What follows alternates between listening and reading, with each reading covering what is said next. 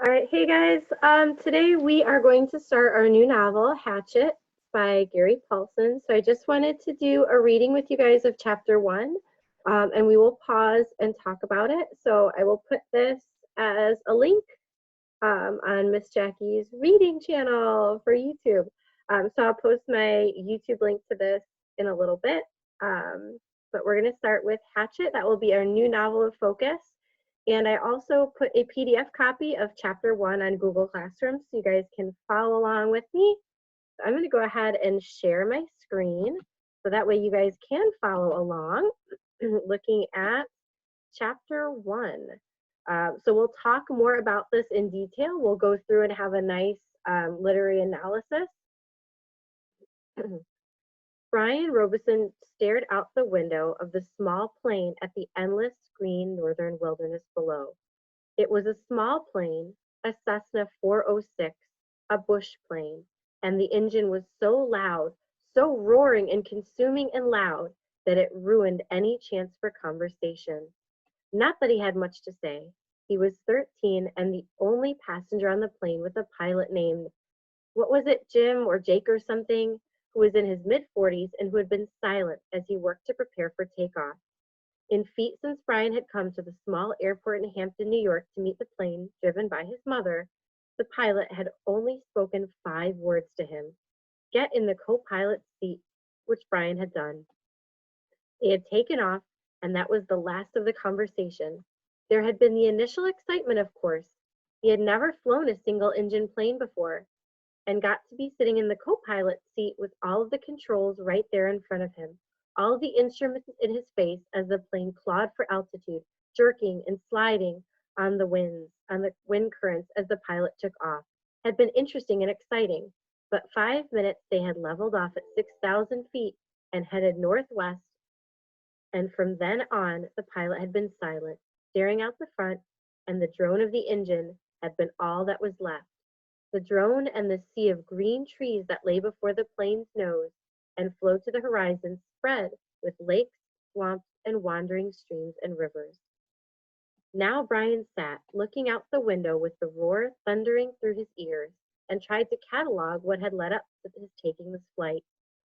The thinking started. It always started with a single word: divorce. It was an ugly word, he thought, a tearing, ugly word that meant fights and yelling, lawyers. God, he thought, how he hated lawyers who sat there comfortable with smiles and tried to explain to him in legal terms how all that he lived was coming apart.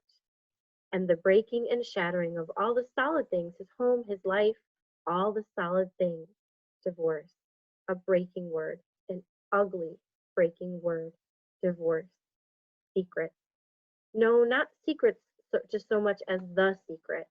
What he knew and had not told anybody, what he knew about his mother that had caused the divorce, what he knew, the secret. Divorce, the secret. Brian felt his eyes beginning to burn and knew there would be tears. He had cried for a time, but that was gone now. He didn't cry now. Instead, his eyes burned, tears came, the seeping tears that burned, but he didn't cry. He wiped his eyes with a finger and looked at the pilot out of the corner of his eye to make sure he hadn't noticed the burning and tears. The pilot sat large, his hands lightly on the wheel, feet on the rudder pedals. He seemed more a machine than a man, an extension of the plane. On the dashboard in front of him, Ryan saw dials, switches, meters, knobs, levers, cranks, lights, handles that were wiggling and flickering, all indicating nothing that he understood, and the pilot seemed the same way. Part of the plane, not human. When he saw Brian look at him, the pilot seemed to open up a bit and smile. Ever fly in a co-pilot seat before? He leaned over and lifted the headset off his right ear and put it on his temple, yelling to overcome the sound of the engine. Brian shook his head. He had never been in any kind of plane, never seen the cockpit of a plane except in films or on television. It was loud and confusing. First time. It's not as complicated as it looks. Good plane like this almost flies itself, the pilot shrugged. Makes my job easy. He took Brian's left arm. Here, put your hands on the controls, your feet on the rudder pedals, and I'll show you what I mean. Brian shook his head. I'd better not. Sure, try it. Brian reached out and took the wheel in a grip so tight his knuckles were white. He pushed his feet down on the pedals. The plane slewed suddenly to the right. Not so hard. Take her light, take her light. Brian eased off, relaxed his grip. The burning in his eyes was forgotten momentarily as the vibration of the plane came through the wheel and the pedals. It almost seemed alive. See, the pilot let go of his wheel, raised his hands in the air, and took his feet off the pedals to show Brian he was actually flying the plane alone. Simple. Now turn the wheel a little to the right and push on the right rudder pedal a small amount. Brian turned the wheel slightly and the plane immediately banked to the right. And when he pressed on the right rudder pedal, the nose slid across the horizon to the right. He left off on the pressure and straightened the wheel and the plane itself, righted itself. Now you can turn. Bring her back to the left a little. Brian turned the wheel left, pushed on the left pedal, and the plane came around. It's easy, he smiled. At least this part. The pilot nodded. All of flying is easy, just takes learning, like everything else. Like everything else. He took the controls back and reached up and rubbed his left shoulder. Aches and pains, must be getting old. Brian let go of the controls and moved his feet away from the pedals as the pilot put his hands on the wheel. Thank you. But the pilot had put his headset back on, and the gratitude was lost in the engine noise, and things went back to Brian looking out the window at the ocean of trees and lakes. The burning eyes did not come back, but memories did, came flooding in, the words, always the words, divorce, the secret, flight, split, the big split. Brian's father did not understand as Brian did. He only knew that Brian's mother wanted to break the marriage apart. The split had come, and then the divorce, all so fast, and the court had left him with his mother except for summers and what the judge called visitation rights. So formal. Brian hated judges and he hated lawyers. Judges that leaned over the bench and asked Brian if he understood where he was to live and why. Judges who did not know what had really happened. Judges with the caring, took, look, that meant nothing as lawyers and legal phrases that meant nothing. In the summer, Brian would live with his father, in the school year with his mother. That's what the judge said after looking at papers on his desk and listening to the lawyers talk. Talk. Words. Now the plane lurched slightly to the right, and Brian had looked at the pilot. He was rubbing his shoulder again, and there was a sudden smell of body gas in the plane. Brian turned back to avoid embarrassing the pilot, who was obviously in some discomfort, must have stomach troubles. So this first summer, he was allowed to have visitation rights with his father. With the divorce only 1 month old, Brian was heading north. His father was a mechanical engineer who had designed or invented a new drill bit for oil drilling, a self-cleaning, self-sharpening bit. He was working in the oil fields of Canada, up on the tree lining where the tundra started and the forest ended. Brian was riding up from New York with some drilling equipment. It was lashed down in the rear of the plane next to a fabric bag the pilot called a survival pack, which had emergency supplies in case they had to make an emergency landing that had to be specially made in the city, riding in a bush plane with the pilot named Jim or Jake or something who had turned out to be an all right guy, letting him fly and all. Except for the smell. Now, there was a constant odor. Brian took another look at the pilot, found him rubbing the shoulder and down the arm now, the left arm, letting go more gas and wincing. Probably something he ate, Brian thought. His mother had driven him from the city to meet the plane at Hampton, where it came to pick up the drilling equipment. A drive in silence, a long drive in silence. 2.5 hours of sitting in the car, staring out the window, just as he was now, staring out the window of the plane. Once after an hour, when they were out of the city, she turned to him. Look, can't we talk this over? Can't we talk this out? Can't you tell me what's bothering you? And there were words again. Divorce, split, the secret. How could he tell her what he knew? So he had remained silent, shook his head, and continued to stare, unseeing at the countryside, and his mother had gone back to driving, only to speak with him one more time when they were close to Hampton. She reached over the back seat and brought up a paper sack. I got something for you, for the trip. Brian took the sack and opened the top. Inside there was a hatchet, the kind with a steel handle and a rubber hand grip. The head was in a stout leather case that had a brass riveted belt loop. It goes on your belt. His mother spoke now without looking at him. There were some farm trucks on the road now, and she had to weave through them and watch traffic. The man at the store said you could use it, in the woods with your father. Dad, he thought. Not my father, my dad. Thanks. It's really nice. But the words sounded hollow, even to Brian. Try it on. See how it looks on your belt. And he would have normally said no, would have normally said no, that it looked too hokey to have a hatchet on your belt. Those were the normal things that he would say. But her voice was thin. That sounded like something thin that would break if you touched it. And he had felt bad for not speaking to her. Knowing what he knew, even with the anger, the hot, white fade of his anger at her, he still felt bad for not speaking to her. And so to humor her, he loosened his belt and pulled the right side out and put the hatchet on and rethreaded the belt.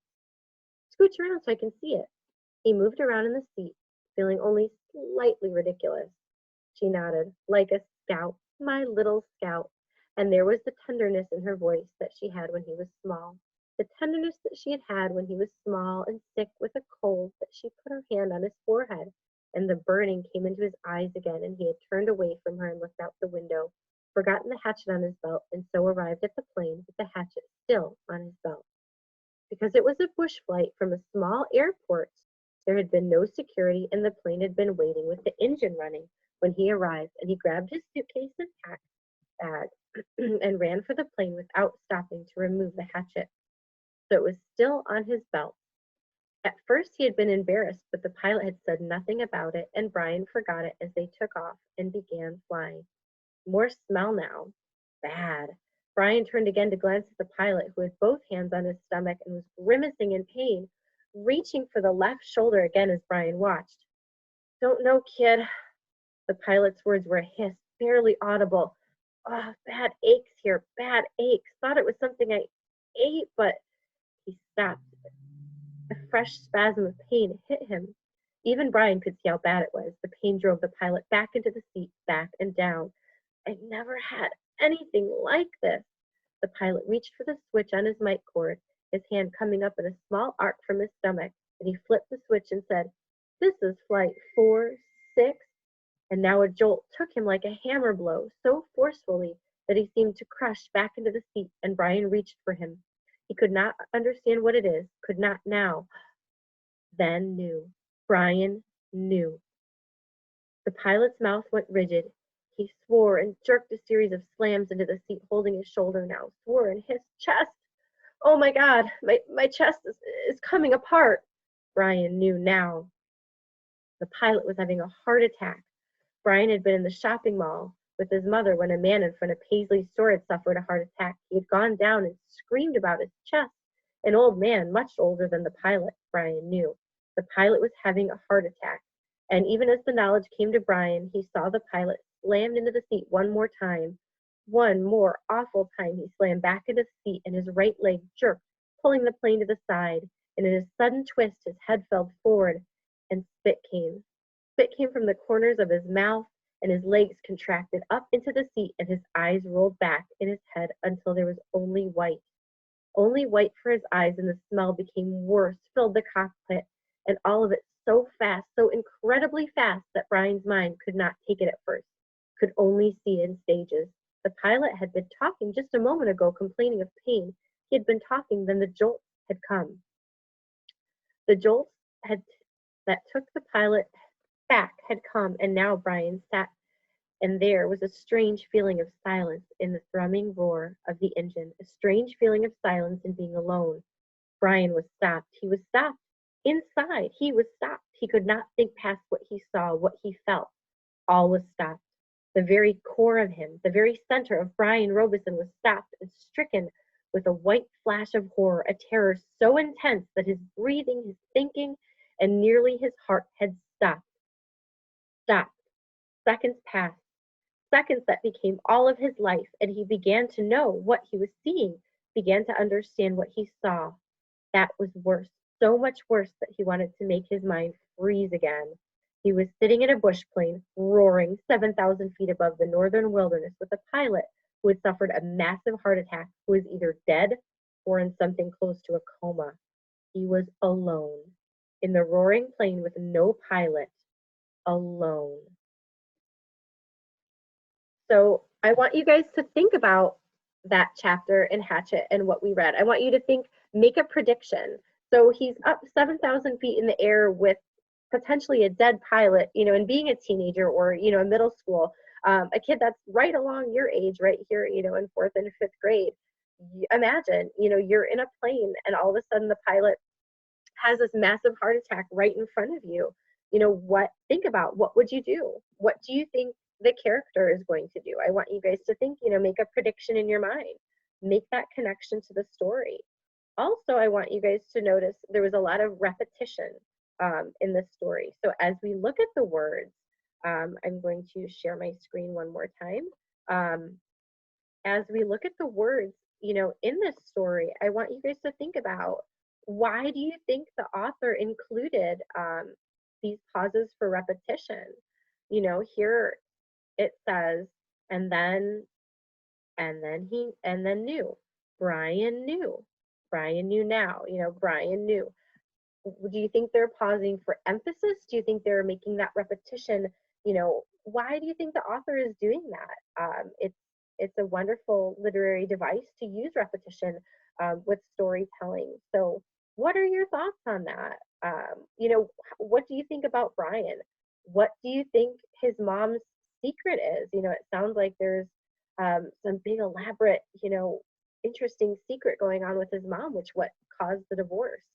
So think about, what do you think Brian is feeling? It sounds like Brian's very angry and it's very upset. What context clues did the author give to show, that Brian was upset and very sad? It sounds he's very torn apart about the divorce. So I want you guys, I'm going to send this PDF copy of chapter 1. So I want you guys to go ahead and reread chapter 1, and we're going to talk about it. Let me know your thoughts. Let me know what you think of Hatchet so far. Hopefully we like it. And it moves quick. It's a very interesting book, and I hope you guys like it more than Johnny Tremaine, right?